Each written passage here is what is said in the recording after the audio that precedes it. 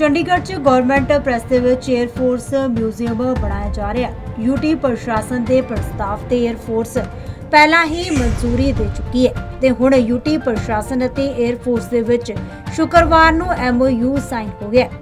यह MOU प्रशासक VP Singh Badnore की मौजूदगी दे विच गवर्नमेंट प्रेस बिल्डिंग दे विच होया।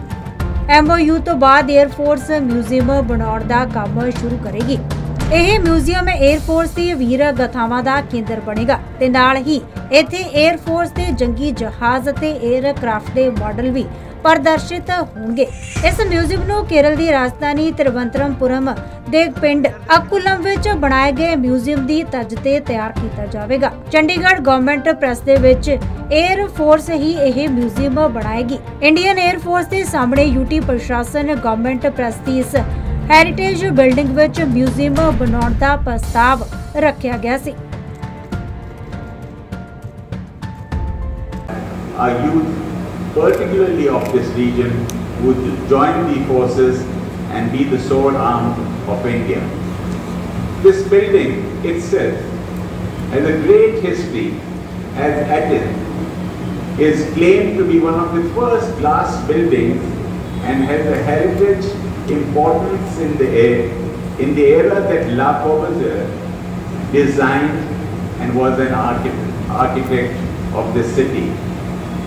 To have an Air Force Heritage Center in such a building and also in Chandigarh, we are giving importance to all the veterans who have made Chandigarh their home. Must mention that we have more than 200 Major Generals, Lieutenant Generals and equivalent services.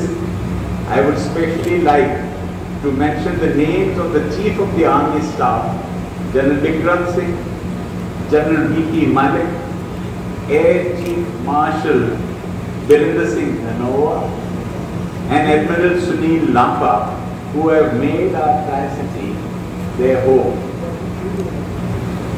In the end, let me all welcome you and be a part of this MOU that is going to be signed just now.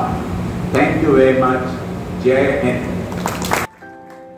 इस museum दे विच साहसियां गाथावां तां माण दे नाल सीना चौड़ा कर देणगियां ते नाल ही नाल वायु सेना दे फाइटर प्लेन विच बैठण दा अनुभव भी होवेगा। म्यूजियम विच एयरफोर्स दे प्लेन दे मॉडल अते हथियार प्रदर्शित कीते जाणगे ते जंगी जहाज तैनात होणगे। सब तो वड्डा आकर्षण दा केंद्र फ्लाइट सिम्यूलेटर होवेगा। यह सिम्यूलेटर विजिटर्स नूं वायु सेना दे फाइटर प्लेन विच बैठण दा अनुभव भी कराएगा। गवर्नमेंट प्रेस बिल्डिंग जो हेरिटेज बिल्डिंग है, इसका ग्राउंड फ्लोर में 2 ब्लॉक्स हैं, तो ब्लॉक 1, ब्लॉक 2। तो ब्लॉक 1 जो है यूटी एडमिनिस्ट्रेशन और ministry of defence Indian air force के साथ हमने एक MOU साइन किया है आज। इसके तहत देश का पहला एयरफोर्स हेरिटेज सेंटर यहाँ पे स्थापित होगा। ये देश में फर्स्ट होगा।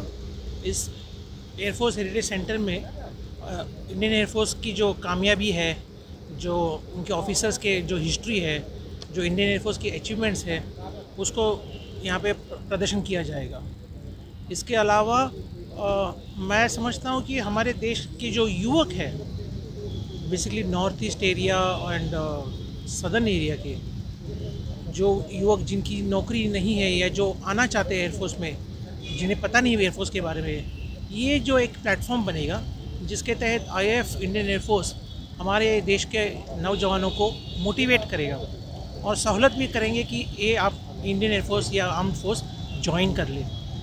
मैं समझता हूँ अगर हमारे नौजवान अगर इस फोर्स में ज्वाइन करते हैं तो उनको ना कि नौकरी मिलेगी, बल्कि हमारा जो आर्म्ड फोर्स है उसकी शक्ति बढ़ेगी।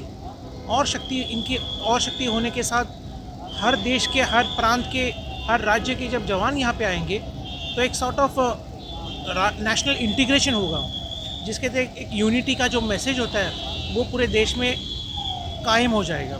सर, इसको कितने दिन में पूरा हो जाएगा? तो इसका टारगेट क्या ये हमने ये MOU साइन किया है आज इंडियन एयरफोर्स के साथ। और ये क्योंकि इस म्यूजियम का उद्देश्य केवल एंटरटेनमेंट करना नहीं होवेगा, बल्कि यह एयरफोर्स की ताकत ਕੰਮ ਅਤੇ ਇਸ ਨੂੰ ਜੁਆਇਨ ਕਰਨ ਦੀ ਜਾਣਕਾਰੀ ਵੀ ਸਮੇਟੇ ਹੋਏ ਹੋਵੇਗਾ।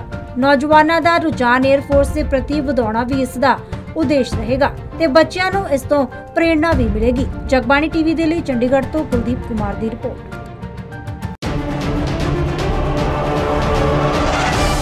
ਪੰਜਾਬ ਦਾ ਕਿਸਾਨ ਦੇਸ਼ ਨੂੰ ਅੰਨ ਪੈਦਾ ਕਰਕੇ ਦਿੰਦਾ ਹੈ, ਪਰ ਅੱਜ ਪੰਜਾਬ ਦੇ ਕਿਸਾਨ ਤੇ ਬਹੁਤ ਵੱਡਾ ਆਰਥਿਕ ਬੋਝ ਪੈ ਗਿਆ ਹੈ। ਡੀਜ਼ਲ ਦੀਆਂ ਕੀਮਤਾਂ ਤਕਰੀਬਨ 100 ਰੁਪਏ ਤੇ ਪਹੁੰਚ ਗਈਆਂ। ਮੈਂ ਵਾਅਦਾ ਕਰਦਾ ਸ਼੍ਰੋਮਣੀ ਅਕਾਲੀ ਦਲ ਬਹੁਜਨ ਸਮਾਜ ਪਾਰਟੀ ਦੀ ਸਰਕਾਰ ਬਣ ਤੇ ਹਰ ਕਿਸਾਨ ਨੂੰ 10 ਰੁਪਏ ਲੀਟਰ ਡੀਜ਼ਲ ਸਸਤਾ ਦੇਵਾਂਗੇ। ਤਕਰੀਬਨ 2200 ਰੁਪਏ ਇੱਕ ਡਰਮ ਅਗਰ ਉਹਦਾ ਫਾਇਦਾ ਹੋਊਗਾ, ਜਿਸ ਨਾਲ ਉਹਦਾ ਬੋਝ ਘਟ ਸਕੇ।